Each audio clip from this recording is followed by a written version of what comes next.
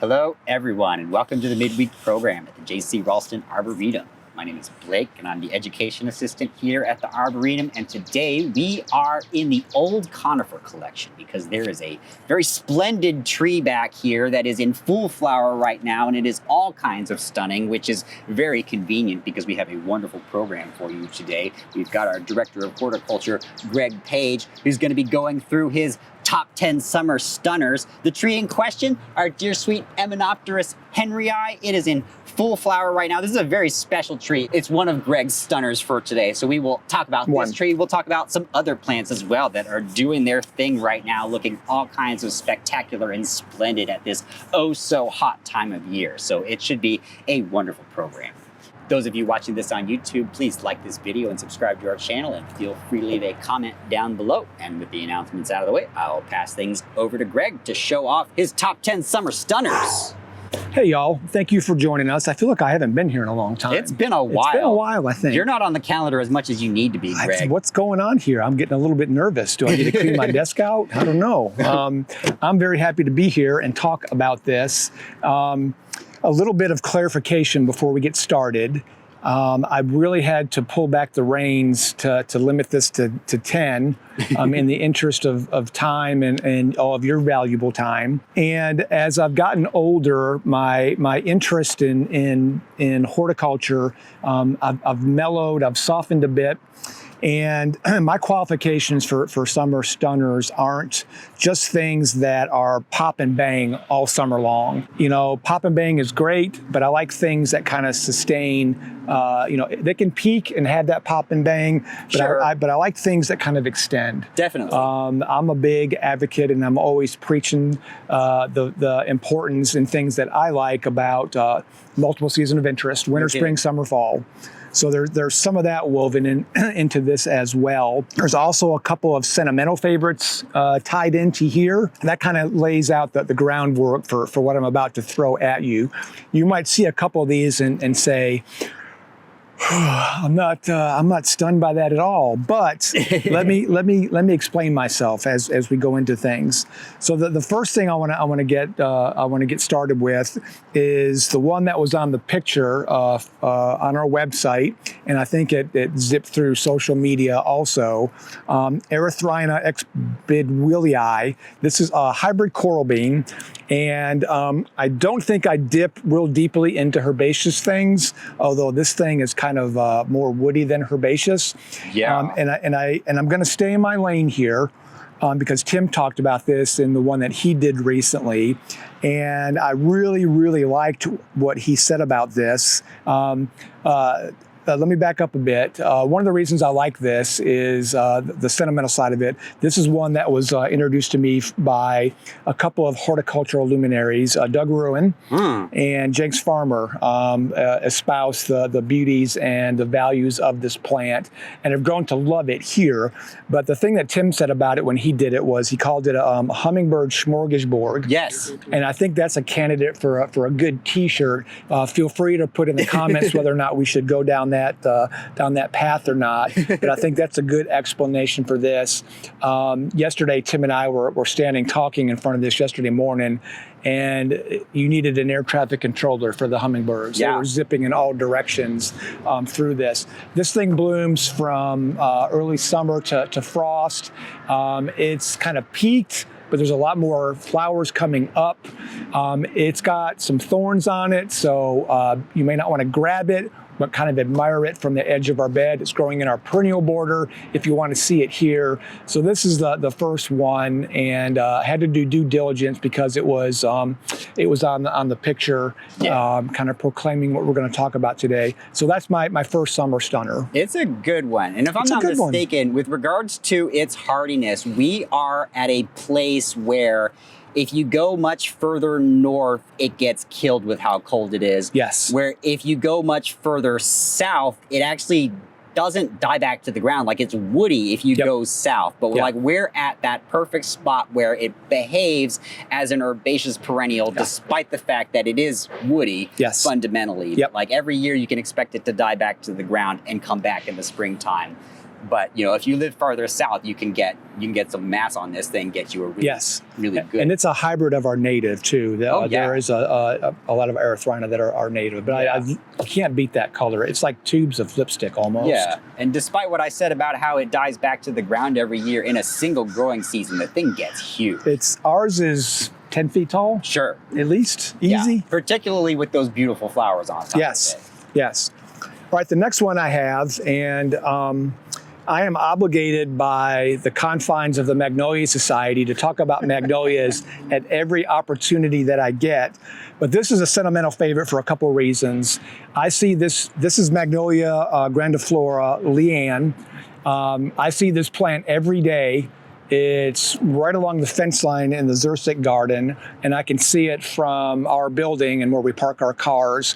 And this thing catches my eye every morning because the light hits it just right and shines on this indomatum that's on the underside of the leaves, this nice coppery coloration, little tiny hairs that are on the backside of the leaves and all over the new softer, younger twigs. I love that about this magnolia. Not all of them do that. It has the traditional big flower, and here's a seed pod. And I like showing those off as well, because that's going to do what I was talking about earlier, extend the interest of that plant. That seed pod will get a little bit darker. The seeds will dehisce, and they're bright, shiny red, and those will persist through the winter. The seed heads will turn a nice dark brown and kind of extend that interest into it. The other thing I like about this plant, and I may be getting this story completely wrong, this is the story I've heard, and I'm sticking to it. This is one that Tom Rainey has been working on, and it's named after our good friend Leanne Keenley of Budwood Farm Claims. She's a close friend to a lot of us here, and I like that she has a magnolia named after her. And I like that I get to see this every day because it is really, really pretty and catches my eye almost every single morning. And I like that magic about plants, and we were waxing poetically about that earlier this morning. So that's number 2. I'm blown away by how fuzzy that seed pod looks. The seed pod's very fuzzy, but Alexander, if you can see the twig, that new growth is just absolutely stunning. No kidding. Completely covered, and that really catches the light at certain times of the day with that underside of that leaf as well. Absolutely. And not all southern magnolias will do that. No kidding, yeah. There are a couple that are known for that. This is one that's really, it's a relatively new one. You're not going to find this in the trade just yet, but I think it's one that garners a whole lot more attention. No doubt. Okay, so I'm getting the sleepers off the list right off the bat. This is Ilex cornata, Drops of Gold. This is a Japanese holly cultivar. This is at our entrance garden, and that's another spot that I walk by 1,000 times a day. And I love all the colors in that garden. And this thing is bright red. I'm still in Erythrina territory. It's bright yellow all year long. Evergreen, obviously, because it's a holly. And it has that really pretty color all season long. It needs that full sun to keep that bright color. In more shady kind of situations, it's more of a limey green, which isn't a bad thing. Not really. I like that as well. But to get that bright yellow color, it needs to be in the sun. And I like on the older leaves, you get kind of that where it's shaded out by other leaves, kind of that dual tones of greens and yellows together. I like everything about this plant. It's kind of compact. It's a good companion plant for other things. It adds a big, bright, bold splash of color to any landscape, and it works really, really well in that particular garden at our entrance. That really kind of brightens up and kind of sets the table for what you're about to undertake as you come into the Arboretum. Again, not a typical stunner, but to me, this is a stunner 365 days a year and worth kind of shouting from the rooftops about. Doesn't get as much credit as it should, but I really, really like it. Yeah. I was looking at pictures of that in the database, and you really do get a wide variety of colors depending on the light situation that you're in. So if you want that bright yellow, like Greg was saying, you can put it in full sun. But if you put it in dappled shade, for example, you might get a wider range of the different colors that it can exhibit, which could be a cool effect. You never know. I did a little bit of research, as we're prone to do, because we want to give you good information and not look like fools up here all the time. But sometimes it's good. Sometimes it's good. Sometimes it's crucial, and I'm not going to hide it that it happens to me a good bit of the time. But it's some of the things I've read about comments from other people is they actually use it in the shade because they like that softer color, and it has really nice form. Yeah, it has really nice form in landscapes. Doesn't need a lot of pruning, so that's why it's used for those sorts of things. And it roots like gangbusters. So if you like it, you just need one, and then you can have as many as you ever could want. It often comes across our plant cart. Yes. It's often in plant sales. It's something I want in my garden. So I've got my eye out for getting it somewhere. The next one is kind of on its way out the door with some of its more ornamental favors. But this is Tilia henriana. This is right as you start going up the Weeping Walk. And this thing has been blooming its head off for literally weeks. And it is also fragrant. You can smell it coming down the path towards the cascade. If you walk up the path in the weeping border, you're going to get overwhelmed with it. Even today, it's got some sporadic blooms on it, but it's mostly done. But I really like the texture that this leaf has. It's got serrated edges, and like a lot of Tilia, a lot of times the underside of the leaf is a lighter color. So when it moves in the wind, you get those kind of flashes of silver. I'm going to blame my good friend Brian Upchurch for making me love every and all Tilia, and also Michael Dosman, a good friend of mine at the Arnold Arboretum. We have talks all the time when we see each other about the merits of different cultivars of Tilia.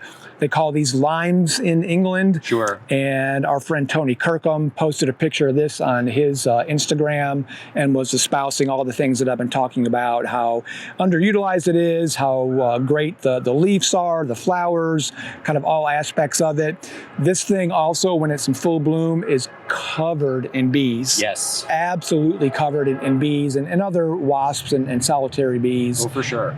So a really good pollinator plant, one that's good for attracting insects. But one of my favorites, I've not met a Tilia that I don't like. This tree had a neighbor that left us, albeit too soon.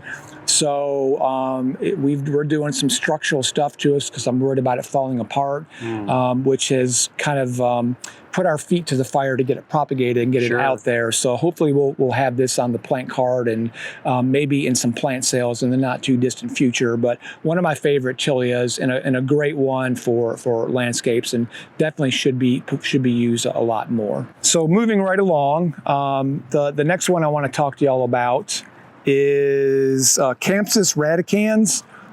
This is a cultivar called Stromboli, and its trademark name is Atomic Red. This is a trumpet creeper, and this is a cultivar, and the cultivars tend to be more well-behaved than the straight species. The straight species is an outright gangster plant in the landscape. It's weedy. It goes everywhere in all directions. This is a little more well-behaved, and they call it red. That's a dark, deep orange. Sure. As far as I can tell, I don't see a lot of red in that. But it's a beautiful, beautiful flower. Attracts hummingbirds on occasion and lots of insects. It has set all these seed, which I think are kind of attractive. Yeah. It has this really dark green, attractive foliage. This is we don't talk enough about vines, I don't think. And there's room for them in most landscapes. And we've been doing some work on the rooftop. I want want to give a shout out to our amazing interns. They just redid some of the containers up there. Yeah, they and did. Once we clean off that dirty spot on the face, we see other things that we want to work on. And we're hoping to work on the vines to kind of get them more established on the building where they're growing. And it cascades over the wall towards the scree garden. So that's where you're going to find it here. It's worth seeing. It's got aphids on it right now. That's not a really bad problem. The aphids attract ants. There's ants crawling all over the table. Thank goodness they're not fire ants, but they're attracted to the aphids and the honeydew that they produce. But this is a relatively trouble-free plant, and hope it starts the conversation about using vines more in all aspects of landscapes. This is a good one to try. And there's some other cultivars too. There's another one on the roof next to it that's yellow, and I forget the name of that one, but both really, really good cultivars of trumpet creeper for the landscape. For sure. And I don't know if you mentioned how native that is, but it's native. Is it? Yeah, Campus radicans. Okay. Absolutely, that thing, it is very weedy, it is very aggressive, but it is from around these parts. How about that? No kidding, yeah. Okay. For sure. So if you love your native plants, then this is definitely, it's a good one for sure. It is. And it is a nativar, which some people stick their noses up at, but like with this having a little bit more red in it, that is a little bit more enticing to the hummingbirds. So like that, it does have an advantage over some of the more wild types you might find, it's not as aggressive. I think the foliage is darker. Oh, I love the foliage. It's a little more well behaved. Yeah. And the flower color is very, very unique. For sure. It's well worth growing. It responds well to pruning. And the stems, Greg. Yeah. The stems have really nice color. I don't know if on this cultivar specifically, but like in the wintertime, you'll get some orange stems on Campus radicans. You can see the color here on this older growth. So they got those awesome compound leaves that look vaguely like wisteria, and it's not wisteria, which is, hey, that's great. But then you get the ornamental character in the bark itself, which is... And the seed pods persist, which adds some interest in the winter when it drops its leaves too. Definitely. It made me think about our conversation about common names. And I love and hate the use of them. I consider them kind of a gateway to get people interested in plants. Yeah. And trumpet creeper, that was something that helped me remember the name of this when I was learning plants, because obviously the flowers look like little trumpets. Yeah. But learning the plant names is a good way to learn more about plants, learn about the families, how things relate, how they work in your garden, whether or not they're deer resistant, insect and disease resistant. It all leads down that path. Definitely. Next one on my list, and we're rolling through these. Oh, we're good. Cephalanthus occidentalis. This is our native button bush, and it gets that name, I don't know why, because the seed pods look like buttons. Okay. The flowers do too, kind of. I've heard these flowers described as little Sputniks. Yes. I've also heard them, sadly, recently, it looks like the coronavirus. if you look at it up close and have never seen that. This is a plant that I think because of the thirst and the interest in native plants, more people are looking at it from an ornamental standpoint, and you're finding it more available in the nursery trade. There's also been some dipping the toes in developing cultivars, and this is one called Just Desserts, and there are several of them out there. They're a little more consistently shaped. The native straight species, you get a lot of variation in how they look. The cultivars are a little bit more consistent. This one, Just Desserts, is, I'm not going to say it's compact. We've got this growing next to our bee hotel. Okay. It's maybe 7-8 feet tall and about as wide. Yeah. But stays kind of about that general height. It's known for these really nice flowers, the nice clean foliage. Fall color is kind of a hit or miss yellow. But this is a tough plant that's adaptable to urban soils.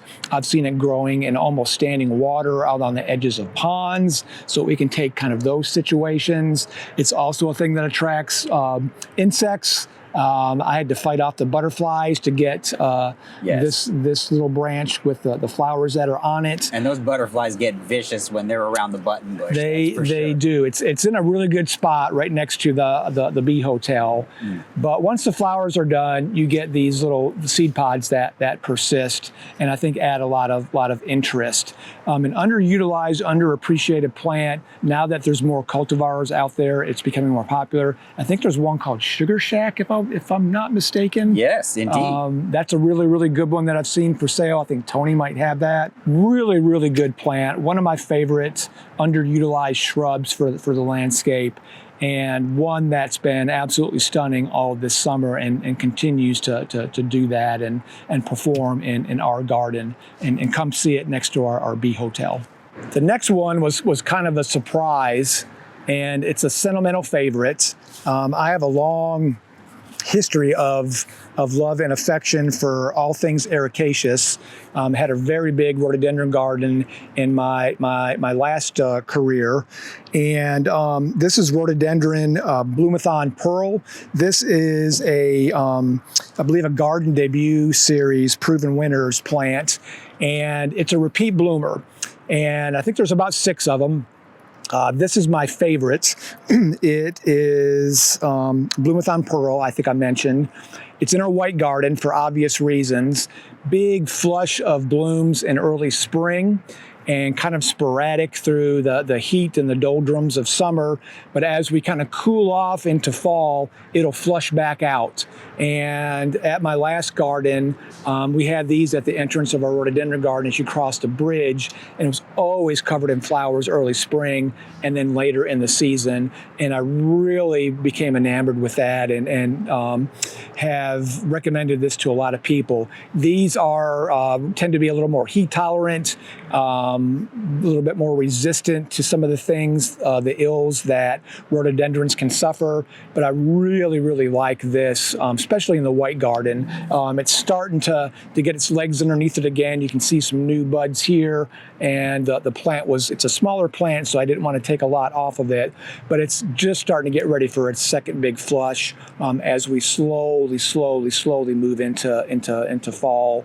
But really, really like rhododendrons. This is a good one that's easy to grow and readily available in the nursery trade. And this is a time of year where you would never think to see azaleas. And that's why it caught my eye. Yeah. Walking around looking for things to talk about today, I walked by it twice. I was like, I'm going to pick that. No kidding. It's a nice, and it's there's not a lot of stuff flowering right now that's white. We've got some crepe myrtles, some annuals and perennials, a few things, but this thing is just getting started, and it's right as you walk into the white garden. And it's like, I love azaleas, but like a good criticism of azaleas is they do their thing in the spring and then they're done. Yep. Or there are the remontant types, which there's an argument to be made that by the time they do their encore, that they're a little bit tired and maybe they could use the rest rather. Yes. And like this thing right now, it's looking amazing. And I like this color. Phil Normandy, who's an NC State grad and was a friend of JC and a friend of us and myself, talking about some of those repeat bloomers, came to visit me. I had a trial garden with him in it, and he's like, you don't need those flower colors in the fall. There's so much going on in the background. Yeah. This one isn't as kind of gaudy for that time of the year, and I think it really works well, especially for us when we're wanting that theme of white. And I really like the use of white flowers in gardens. The next one is it could be considered taboo. I'm going to talk about a crepe myrtle. And this is cherry mocha. I think this came from our friends at Walter's Garden. And this is one of the small ones. Not going to call it dwarf. It's about 4 feet tall. Really nice dark foliage, clean foliage, later blooming. It's kind of peaking right now with these, I don't even know how to describe that color. A hot pink, I guess. Sure. But I think it's accented well by the foliage. One of the things I really like about it is when the buds first come out, they're these really pretty pink color. And I think that adds a lot of interest before they start to open up. It kind of extends that season of bloom. This one fits in well in the landscape. It's a nice companion. Somebody saw these and asked what kind of rose that was because they saw it from a distance and didn't expect it to be a crepe myrtle because it was kind of small.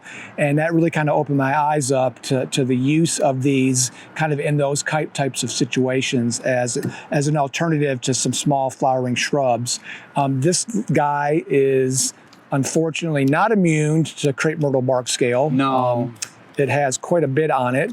It's a little bit easier to treat, and this is one that Tim and I are playing around with. You can see it there, the white soft-bodied scale, that those are the adults, and they've got these long piercing mouth parts, and they're sucking the sap as they feed and get rid of their excrement is very high in sugar. You can see a little bit of the dark coloration. That's a sooty mold that's formed. That the sugary droppings are also attractive to ants, and ants will actually farm them and move them around. And I've got ants all over the table because I took the leaves off and disturbed their second lunch of the day. But easier to control on the smaller ones. What Tim and I are doing with these, mostly Tim, is we're trying soaps and oils to control the small ones. We're also cutting them back to the ground. Yes. And letting them flush back and getting rid of that life stage of the insect. And we sprayed these last year. We didn't spray them this year. Not as much of an insect problem this year as last year. Okay. So I think what we're doing is a good alternative approach to a heavy hitter kind of insecticide, or not using them at all, but definitely have their place in the landscape. Yeah, and if you're a fan of crepe myrtle, and I don't know why you would be, but the way they're pruning these things hard down low, like I think it's a pretty good alternative to crepe myrtle because it really does achieve the same effect you're going for. Like people do that crepe myrtle because they want to get all those sprouts to come out, so you get all those flowers at a place where they're low down. And it's like, well, if you prune it low to the ground, then you get those shoots up, and then the flowers, they're right at eye level really right now, and they are in your face screaming at you right now with it. So those are, I think I'm loving watching those things go through the treatment you're giving them because they're looking good. It's a good way. Crepe myrtle is such an important landscape plant that coming up with alternative approaches to controlling insect problems is the answer, not completely eliminating them. Totally. There really isn't anything that is as tough, flowers, fall color, bark interest, adaptable to urban situations. I think there's ways to work. And the crepe myrtles are having a year this year of looking super duper delightful. Yes. And they had a year last year looking super duper delightful, and it makes you think maybe it's just a super duper delightful plant. Maybe. Maybe. I don't know. Maybe. The next one I want to talk about is the flower of the hour. The one that we've been talking about. This is Hymenopterus henryi. This is a really unique plant that you typically don't see flower that often. It was introduced by Ernest H. Wilson in 1907 and brought into England first. And there was one at Wakehurst in England, and it took it over 70 years for it to flower. No kidding. And you hear that a lot about ones in Europe and other places that you see it. The first one that ever, it's very rare. It's from China, very rare in China. And Ernest Wilson, who's a very, very famous plant explorer, spent decades collecting plants and documenting plants in China, said that this was the most unique thing that he had ever seen in China. Sure. And that's a pretty bold statement coming from a very important, impressive person. And that statement has left a mark on a lot of people in horticulture. So this is kind of a plant that's been lusted after for a long time, with expectations that you might never see it flower in your lifetime. So the first one that flowered in the States was at Quarry Hill Botanic Garden, our good friend Bill McNamara. And his plants were only 6 years old. So I was fortunate enough to be friends with him and spent some time with him. And the topic of this tree came up multiple times because we had it planted in my garden in Charlotte, and I had a friend in Atlanta, outside of Atlanta, that had one of these that flowered at a relatively young age also. So if you think about the climate in England and Europe and here, gets pretty warm here. So not surprising that it doesn't take quite as long for it to flower here. But whenever it does flower, it's a surprise and it's a treat, and it brings up all that history and all those stories that you can walk by plants and not know that it has all that history behind it. Blake and I were talking about JC's experiences with this and him writing about it in the journals. And it reminded me that I need to spend some time, and Mark has told me a bazillion times, look at those journals. There's some amazing stuff in there. And I absolutely have to find that now that we've talked about that. It was, JC took a sabbatic over to Europe back in 1988, I believe, and he chronicled his entire trip throughout Europe in there, and you need to read it. Like, if you want to develop a personal relationship with J.C. Raulston, the man, like, this is the way to do it, because he tells you everything he went through. I will leave links in the description. I will certainly get that going. Perfect. But Alexander, we need to zoom out and show them this tree in its full glory, because we do have this one blooming behind us. Can you get higher than that? Yeah, we don't need to see us. We need to see this tree. Look at this thing, because this is the effect that you get with this. It's a full-size tree. Stacy was asking how tall it gets. I'm pretty sure I saw in our records that ours is about 35 feet tall. At least, and they can reach 100 feet tall in China. This is the biggest one I think I've ever seen. Surely. My friend in Atlanta, who unfortunately is no longer with us, Willis Harding, God bless his memory, had a gigantic garden in Commerce, Georgia, and he had one about this size, and that was the first time I'd ever seen one flower. Sure. And he said it every 4 or 5 years his would produce flowers. Yeah. I don't remember this flowering last year. Maybe it did. It did.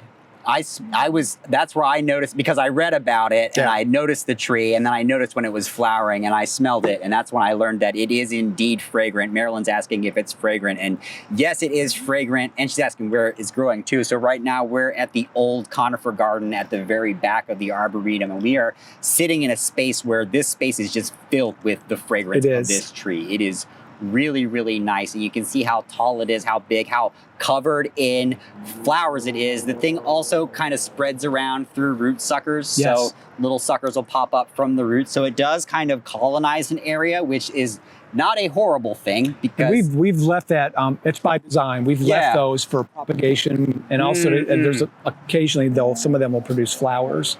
Yeah. But if you come down the perennial border towards the necessary, and you're standing in front of the necessary, and look up to your left, not only will you catch the fragrance before you get to that point, but you'll see it. You'll see it up above doing its thing. Yeah. But it's I don't remember it flowering this heavy last year. Not this heavy. Either that, or I just had we were dragging hoses last year. It wasn't a fun summer. Yeah. And I tried to smell this morning, and there was absolutely no fragrance this morning. However, here we are at 3 p.m, and we are swimming in it. Yeah, it's so good. It's lovely. It's an amazing tree. It reminds me of how important the people that laid the groundwork in plant collection and conservation and public horticulture. There's so many stories. You walk around and you would have no idea that this tree has this history.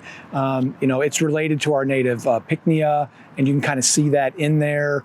I know people have asked Tom Rainey if he can do some voodoo magic and get one of these that produces some red or pinkish flowers.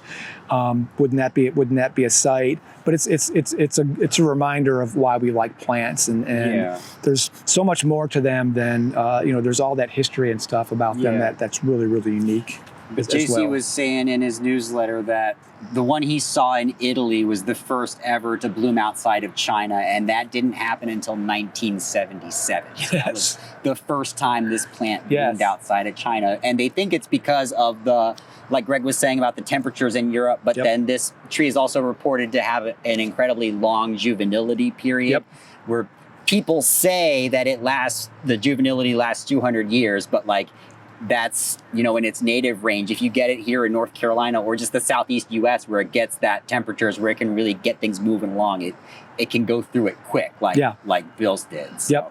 Yep. Great tree. Yeah, special. And our little 5-minute discussion doesn't do it justice. All right, I'm going to step out of my lane again and talk about something herbaceous, mostly because this is another thing that constantly catches my eye. I'm constantly looking at it and taking pictures of it. It's a little bit aggressive. I've talked to Tim about digging up some little pieces and planting them in the hell strip in front of my front house for something that I can kind of plant and walk away from. This is Gaillardia aestivalis, the lance leaf blanket flower. And I love this because I'm a sucker for things that are yellow. That's something that's developed late in my horticultural career. Don't know why. I like the bright nature of these, but this thing is blooming its head off now. Just up from the Elizabeth Lawrence garden, if you're heading up towards Plantsman's Woods on the left, you can't miss it. There's another big patch close to the rain garden and our newly planted South American garden. Plant it, step away from it, don't get too close. It might grow under your feet. It likes to run and spread. As Tim likes to say, plant it and stand back. Gets that name for obvious reasons. It has that nice kind of lance-shaped leaf to it. And one of the many things I like about it, its toughness, the color of the flower. But when the flowers are done, those nice little pom-poms kind of persist and are perched atop of the plant that give it a little bit of off-season interest. But this has been blooming nonstop for weeks and weeks and weeks and weeks. Absolutely love this plant. A little more forgiving in less than ideal soil. Doesn't need a lot of TLC aftercare. I want to say we maybe watered it a little bit last summer when it got super dry. Native to the southeast. If that's a bell that you need to, or a box that you need to check, but it's such a really, really good plant. I like Gaillardia in general are nice. I like this one much better than the cultivated ones that you can buy in the garden centers. A special one, I really, really like it. And our last one, another area of plants that I love, hate, all things roses. And some of my favorite are the rugosa roses. And this is Rosa rugosa Lottie's Love. What I like about this is rugosa roses are super tough. They can take salty conditions. They can take less than ideal soil. They can take a little bit of wet. They mostly are ever bloomers. This thing's been blooming its head off for most of the summer. It'll flush back out when it gets cool. Rugosa roses are known for their rose hips, and some are more ornamental than others. I love their very coarse texture. This one is typical of rugosas, super duper thorny stems, which I think add some nice winter interest. This even has, I think, decent fall color for a rose, kind of a nice yellow. Nice clear yellow. So again, winter, spring, summer, fall earns its keep in the landscape. Look how clean that foliage is we're almost into August. There's no disease on that at all. Super clean. This one is growing in the berms right along the fence line, almost down to the very end if you want to see it here in the garden. My first experience with these roses when I worked at the Holden Arboretum many, many years ago, we had these in a collection. And the way we cut this back was to drive a tractor over them with a brush hog. Sure. And just kind of let them rejuvenate themselves, which kind of is testament to their toughness. But I love rugosa roses. There's lots of different ones. This is a first edition. I'm glad that the nursery industry has given a nod to the rugosas and making them more available. But definitely one, if you're wanting to dip your toes in roses and add them to an established border, this is a good one to do that with. It kind of works as a landscape rose, and I think it does a good job of working well, playing nice with others in kind of a mixed border. This is a good place to start, I think, with all those attributes: the color, the rose hips, the fall color, the nice winter stems, and respond well to let it go, don't do anything to it, or cut it back. Don't really need to deadhead it. Just a great plant. And that's the abbreviated version of stunners for me. Not the traditional knock your wig off and set you back on your feet. Some of them are kind of subtle, but I like things that kind of sneak up and surprise you. Yeah. And speaking of sneaking up and surprising, I wonder if anybody noticed that was actually 11 plants and not 10. I didn't count the coral bean. I'm counting on this list, and you did cover. I did. It is 11. It is 11. It is 11. That's one more in it. I snuck that in there. That's okay. Well, the cover plant was, Yeah. that was more of an explanation of advertising / Definitely. I like it too. So For sure. Well, that's okay. it's still 11. It's still Snuck that in our there. top 10 goes up to 11. Yes, I like that. I like that. Brilliant. That's a T-shirt too. Yes, indeed. Okay, so there were a couple of questions. Okay. First off, Stacy asked if we have Itea ilicifolia at the Arboretum. How does it do? I'm going to go out on a limb and say we probably do. I don't think we do. I searched for it. Did you search? It's not. Here's why. Yes. There are a lot of other species besides our native Itea, Huh. and I've tried quite a few of them, and I know Mark has too, and I've even collected some. I've had a hard time with the non-native species, and I'm not quite sure why. Okay. There's some really, really pretty ones with all the attributes that our kidding. Itea virginica does. Yeah. But I know that I've had that and have killed it in the past. That's wild. I don't think it's one that's easy to grow or easy to get. I want to say Forest Farm used to carry that. Okay. And I'm not sure if they do anymore. I would check Tony's. Maybe. No kidding. Maybe he might have it. Sure. But there are some really interesting ones that are really, really nice plants. It's wild. Like with how aggressive the native one is, Yeah. It's wild that the non-natives aren't doing well here. Yeah. I wouldn't have expected that. I didn't write down who asked this question, but somebody was asking if you had any experience with the Sugar Shack cultivar of buttonbush. I've grown it. I don't know if we have it here. I know it's gone through here. I want to say we've tried to get it for plants, Raulston blooms in the past. I think it's a little bit smaller, but it's a nice plant. I'm pretty sure Tony sells it. Sure. I'm a big fan of native R's. Yeah. They've kind of refined, and if you want kind of that unity or uniformity in the garden, that's the best way to do it. But all the cultivars of buttonbush that I have seen are winners. They're really good plants. And if you can find them, I would say absolutely latch onto them. Just with like the benefits they provide to wildlife, that is reason enough to get 12 of them. Yeah, I mean, what's not to like? Yeah. And I mean, honest to goodness, right next to the Bee Hotel, covered in little butterflies and fritillaries and all kinds of things. Skippers and yes, they were not happy that I pruned this off. They weren't done with it yet. I needed to show y'all something. I needed to spread the gospel. Absolutely. Okay, Marilyn is asking how much sun does the pearl rhododendron, how much is it getting at our garden? It's in pretty deep shade in the white garden, yeah. Yeah. They need some sun, and rhodies really like filtered light. Okay. So if you can lift, that's where I've seen the most success in the rhododendron gardens that I've built in my past. I've used that as a secret ingredient. Sure. Filtered light, high shade. I think you get more flowers that way. But then you get some protection from the really brutal time of the summer heat. Yeah. But this one is in pretty dark shade. And it's a little bit on the small side. I don't think it's been there for very long. Okay. I think if it were in more sun, it would be a little more. Sure. But Barbara's asking how tall it'll get.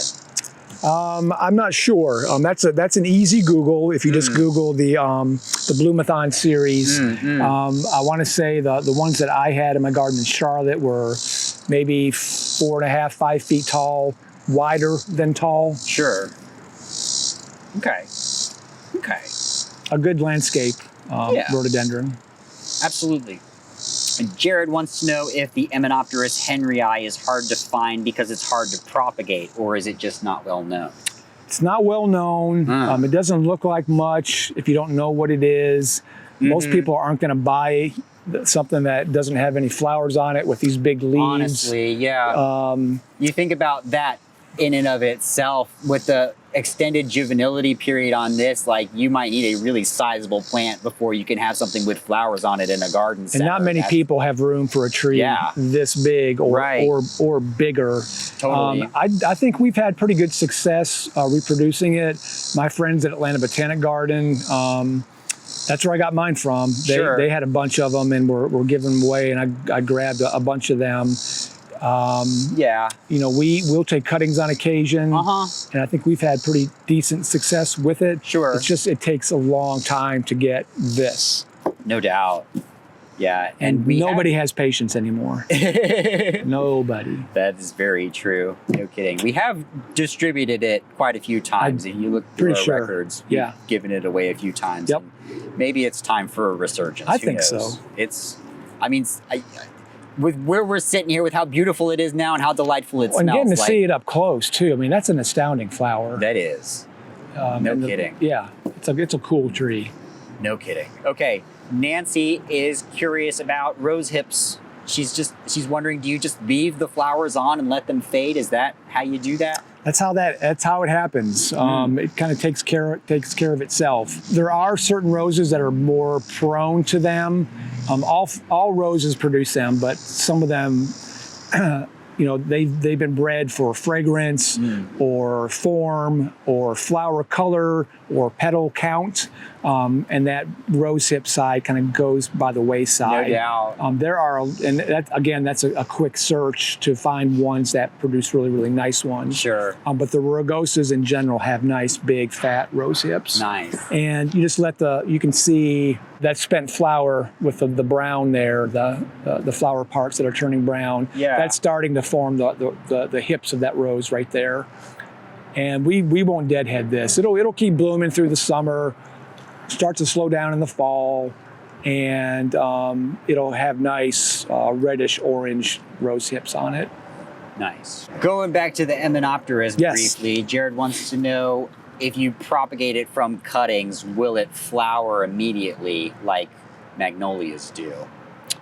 Like, is that a way to skip the juvenility period of them? I don't think so. Okay. I think it still takes a long time to produce flowers. Okay. You know, I had one in my garden in Charlotte that was probably 12, 15 feet tall and never flowered. No kidding. And that was from a very small, started as a cutting, and it was in a gallon pot. No doubt.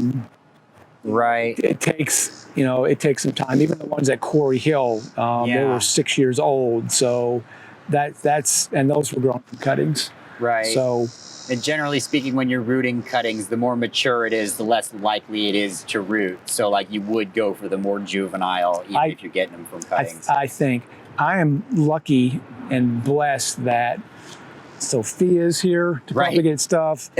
Tim's here to propagate stuff. No kidding. Mark's one of the best propagators I've ever worked with. No kidding. I leave the bandwidth to them. Somebody asked me, how come you don't know all the bed names? I said, well, I haven't been here long enough, and all I got to do is say, hey, Tim, what bed number is this? Honestly, you know what? One of the wonderful things about horticulture is that it's infinite, and there is way more to know than any one person can ever know. So like, we need each other. If we're gonna know everything there is to know about plants, like we need to rely on one another. We need to share our knowledge, share our wisdom and experiences. That's why what we're doing here at this garden, with this program, with everything we do really is so important, because there's just too much for one person to know. And the more people we get involved with it, the more we collectively know, the more we can experience and enjoy. So that's really, really wonderful. That's training the interns to pass the torch to. That's a good point. And I'm a big believer in that. And I'm not scared to send a text or an email to a colleague and say, hey, Stump the Chump, what is this? What is this plant here? I have no idea. Yeah, for sure. I do that all the time. Our rental assistant came to me today asking me a question about spruces and firs, and I got to tell him, you know, those don't do super well around here, so I'm not too familiar with them. Like we can look them up together, but like your ability to research them at this point is as good as mine, and and that's okay. Like there are plants that I do know about, spruces and firs. He showed me a picture. He asked me if this is a spruce. I said, no, that's actually a Japanese white pine. I know exactly what tree. I could tell you Japanese white pines. Spruces and firs, not so much. So everybody has their own thing. We're all here for whatever we're here for, and just sharing that knowledge is so important. Absolutely. Okay, that looks like that is all the questions for today, and we are again knocking on the end of 4 o'clock. So no kidding. That was great. Thank you so much for doing this. Thank you, Greg. This was great. Top 10 summer stunners. I was kind of worried about this program last night. I was like, ooh, maybe this was for Tim because like all the perennials and stuff and all the big beautiful flowers. But the way you approached this was absolutely brilliant. And then we did get some really crucial stunners that Tim might not have thought about. I wanted to pay homage to his love of things, and it's not just perennials. No kidding. But I wanted to do, and this was this is what it hinged on. It was like, all right, I'm going down the woody path. Yeah. And all you got to do is walk around and find stuff here. No kidding. It's like things catch your eye. They sure do. It's a great place to come and explore the nooks and crannies. Isn't it just awesome? Well, thank you, Greg. And thank you, everybody, for joining us today on the Midweek program. We will be back next week with a horticulture hour, our hour-long Q&A, which will be all kinds of fun, all kinds of informative, and just so great. So we hope we will see you all next time. Y'all take care.